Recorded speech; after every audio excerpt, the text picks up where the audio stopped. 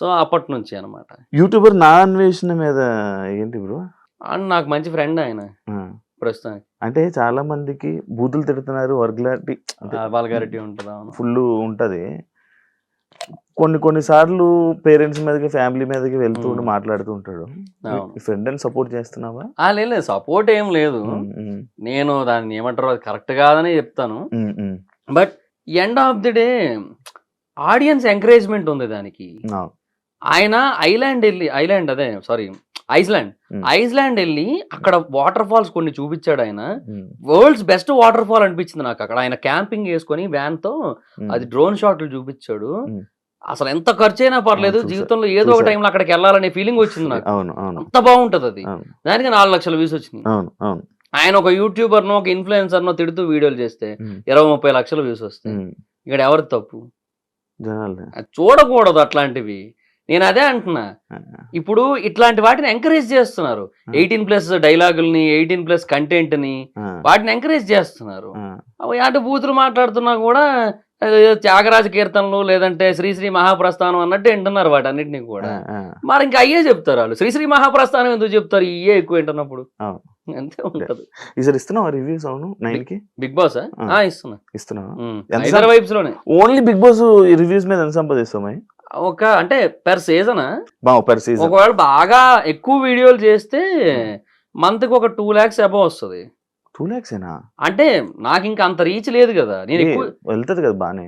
అంటే ఒక 3 lakhs వరకు కూడా వచ్చు. 2 lakhs to 3 lakhs మధ్యలో ఉంటది. 3 వరకు టచ్ అవ్వచ్చు. ఒక సీజన్ మొత్తానికి 15 వరకు వెళ్ళొచ్చేమో ఒకవేళ బాగా క్లిక్ అయితే. అక్టోబర్ నవంబర్ మంత్ లో మనకి ఆర్పిఎం ఎక్కువ ఉంటది కదా, అప్పుడు మేబీ క్లిక్ అయితే ఎక్కువ రావచ్చు. 3 నెలలకు 15 లక్షలు, 4 నెలల కంటే 3 నెలలు 15 రోజులు కలిపి అట్లా ఏమైనా రావచ్చు. బట్ నేనేమంటే నాకు already Mahidhar vibes, trending topics, facts and mysteries, ఇప్పుడు బిజినెస్ పెట్టా కొత్తగా, ఇవన్నీ ఉండడం వల్ల అన్ని చేయలేను, తక్కువే వస్తుంది. ఇప్పుడు తగ్గించాను. కంటెంట్ డౌన్ కూడా అయింది మధ్య. కంటెంట్ కూడా ఎక్కువ పెట్టలేకపోతున్నా. హైదరాబాద్ వచ్చా, ఇప్పుడు ఇక్కడ కుదరట్లేదు చేద్దామంటే. ఎంత బిజినెస్ పెట్టడానికి?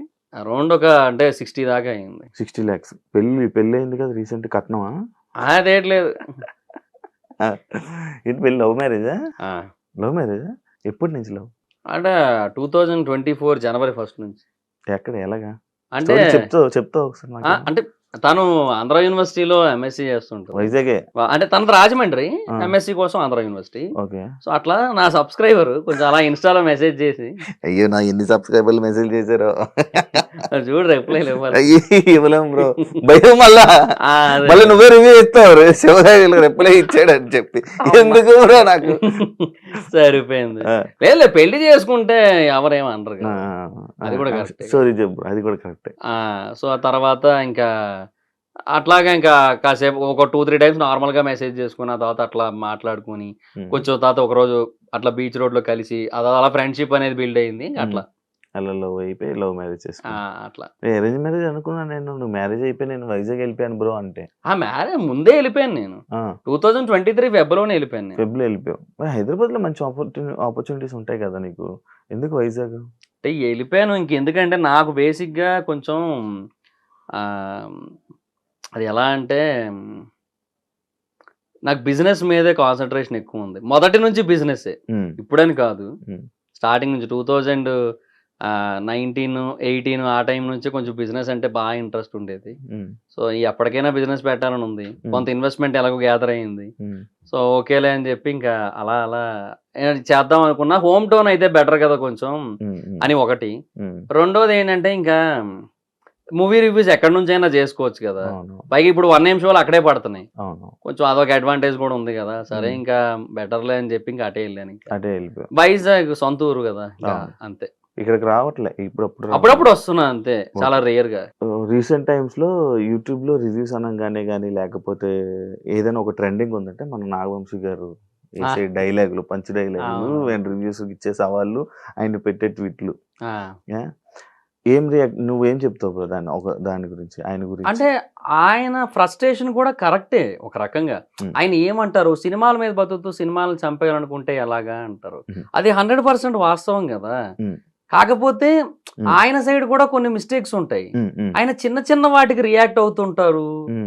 ఎవరో ఇప్పుడు ఒక యూట్యూబర్ ఏదో ఒక దగ్గర ఏదో ఒక చిన్న కంపారిజన్ ఏదో చేస్తే దాని గురించి ఈయన ఇంకెక్కడో రౌండ్ టేబుల్ కాన్ఫరెన్స్ పెడుతున్న టైంలో ఈయన వెళ్ళి దాని గురించి మాట్లాడి అన్నెసెసరీ అంటున్నా నేను. సో ఇవన్నీ కూడా అంటే ప్రొడ్యూసర్స్ అనే పర్సన్ ఎప్పుడు కూడా నా దృష్టిలో చాలా స్ట్రాంగ్ పిల్లర్ ఫర్ సినిమా. అంటే ఇప్పుడు ఎవరైతే హీరోస్ ఉన్నారో ఒక 50 మంది హీరోలు ఉన్నారు మన దగ్గర, ఇంకా ఎక్కువే ఉంటారు కూడా. వీళ్ళెవ్వరూ లేకపోయినా ఒక సాలిడ్ ప్రొడ్యూసర్ ఉంటే నన్ను నిన్ను పెట్టైనా సినిమా తీసేయచ్చు. అవునా? మేబీ అదే కంటెంట్ బాగుంటే వస్తారు అనడానికి ఇప్పుడు బోల్డ్ ఎగ్జాంపుల్స్ మన కళ్ళ ముందే ఉన్నాయి. యానిమేషన్ సినిమా తీసుకుంటాడు అబ్బా పోనీ, ఏది కాదంటే మహావతార్ నరసింహలాగా. ప్రొడ్యూసర్ ఉండాలి, ప్రొడ్యూసర్ అనేటోడు ఉండాలి. ప్రొడ్యూసర్ అనేటోడు ఎప్పుడు కూడా వెళ్ళిపోకూడదు.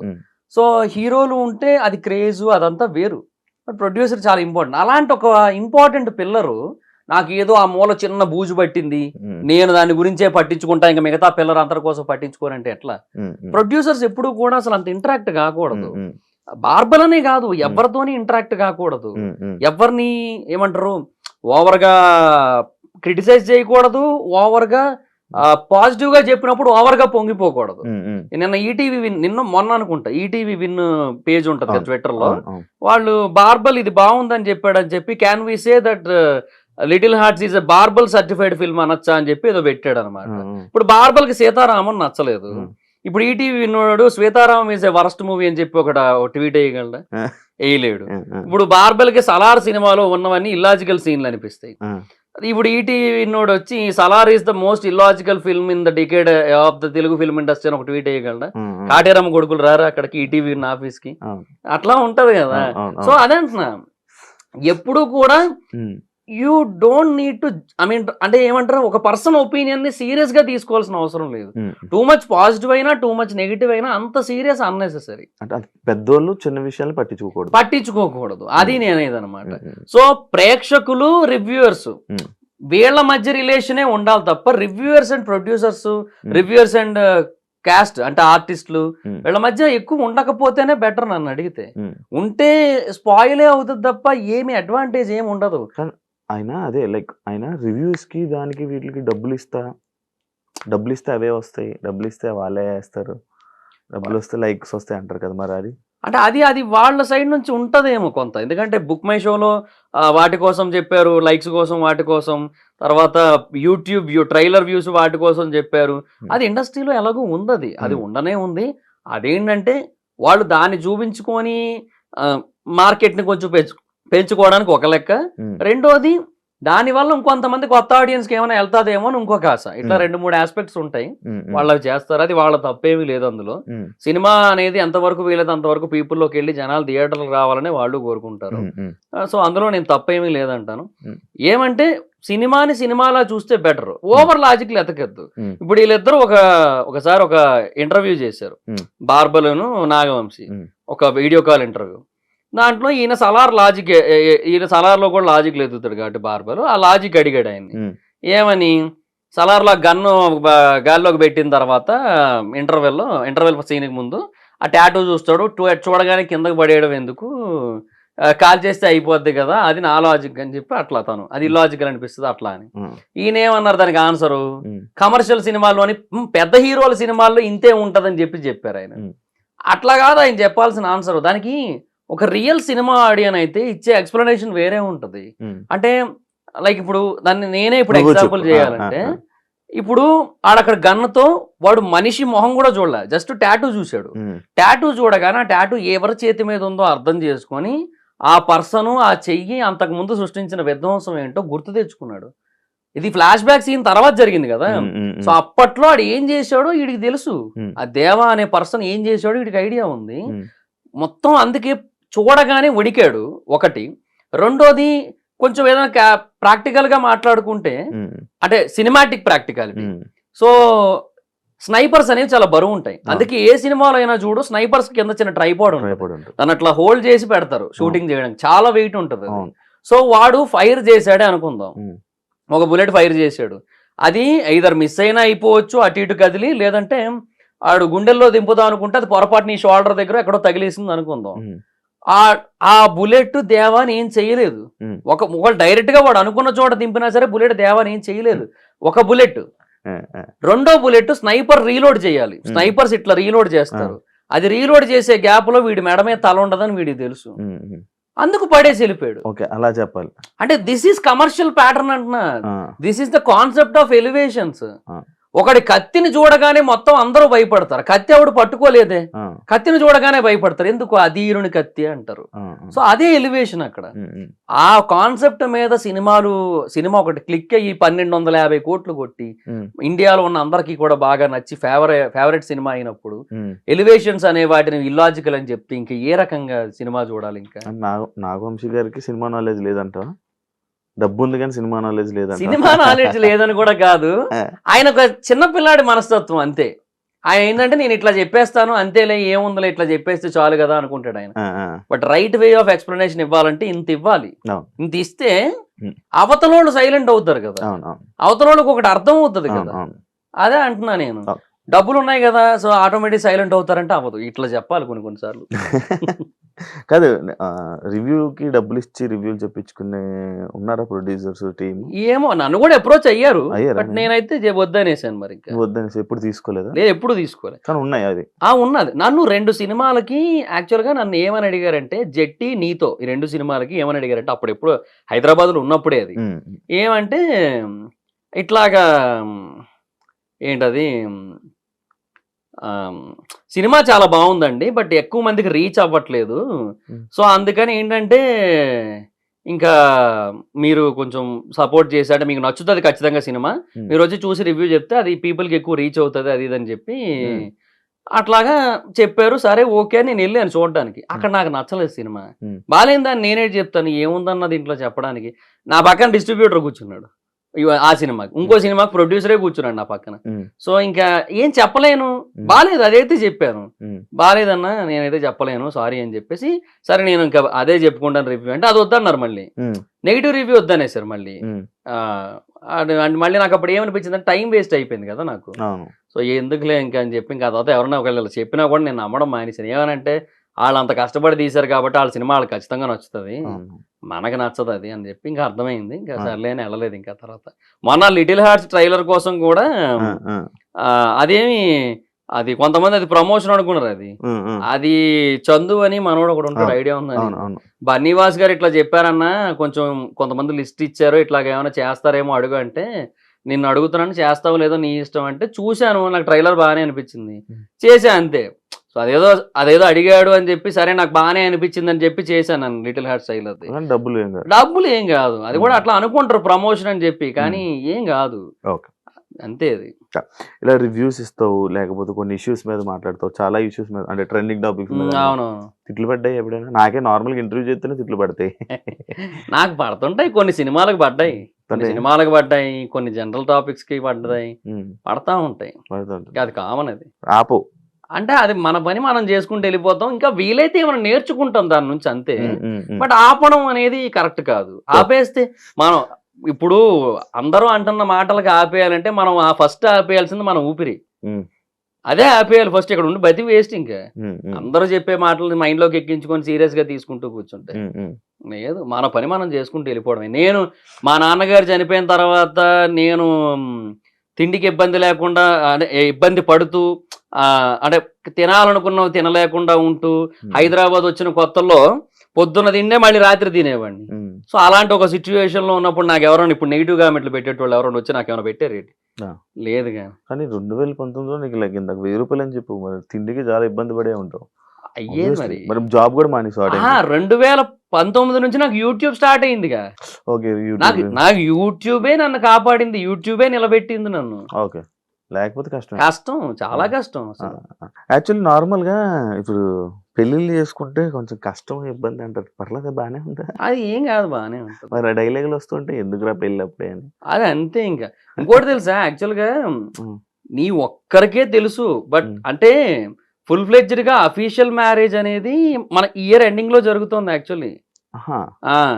లాస్ట్ ఇయర్ ఏదైతే అయిందో మేము మా వాళ్ళ మధ్యలో జరుపుకున్నాం, సింపుల్ గా చేసుకున్నాం. అచ్చా, నాకు మాత్రమే నీకు మాత్రమే తెలిసేది. అయ్యో బయట పెట్టానా? ఏం కాదు బాగానే ఉంది. బిజినెస్ ఎలా ఉంది? వైజాగ్ నడుస్తుందా?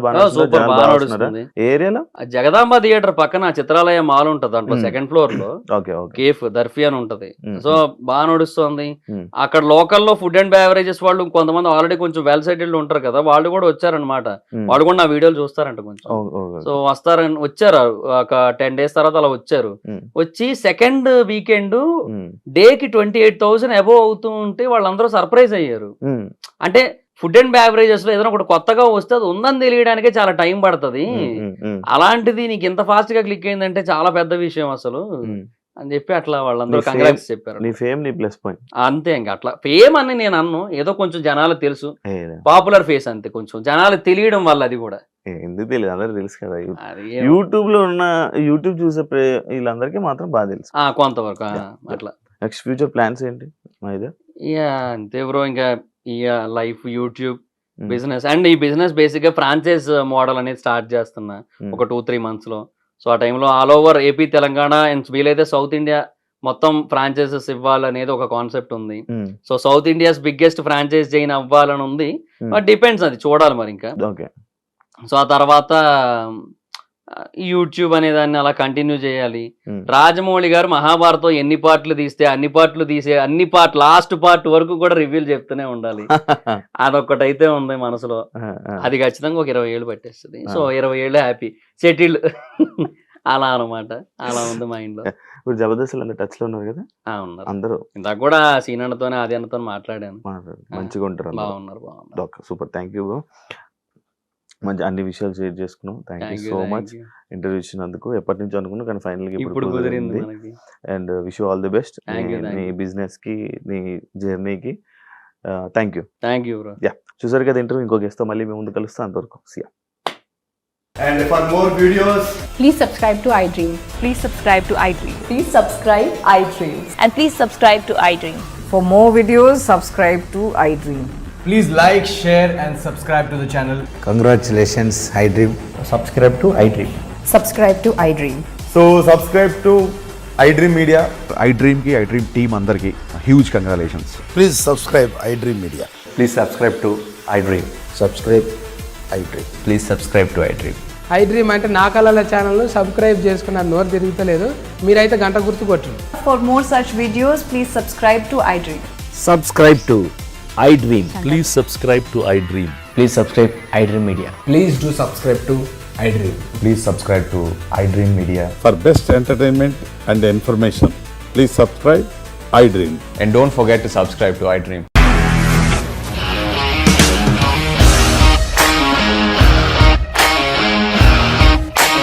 ఇండస్ట్రీలో కమిట్మెంట్ ఇష్యూస్ వస్తే నీకు కూడా వచ్చినట్టు? మార్నింగ్ తీసుకెళ్ళాలంటే కొట్టి పడేసాడు.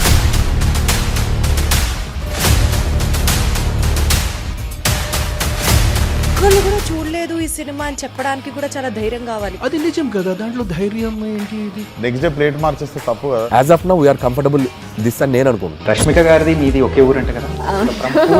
నీకు కోపం వచ్చిందంటే బాగా తిట్టేత్తరా? తిట్టేద్దామండి.